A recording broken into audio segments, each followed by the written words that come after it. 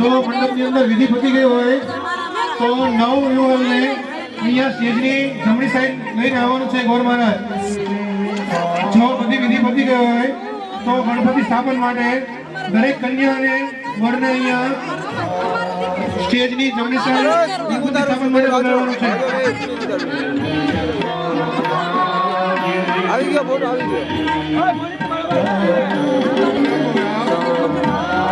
Hello बता भूदेवो पूजानी थाली અને શ્રીફળ બંને અહીંયા ગણપતિ પાસે લેતા અમે ખાસ વિનંતી બધા ભૂદેવો શ્રીફળ અને પૂજાની થાળી અહીં ગણપતિ દાદા પાસે લેતા આવે। બીજું કેવું જગ્યા રિવાજ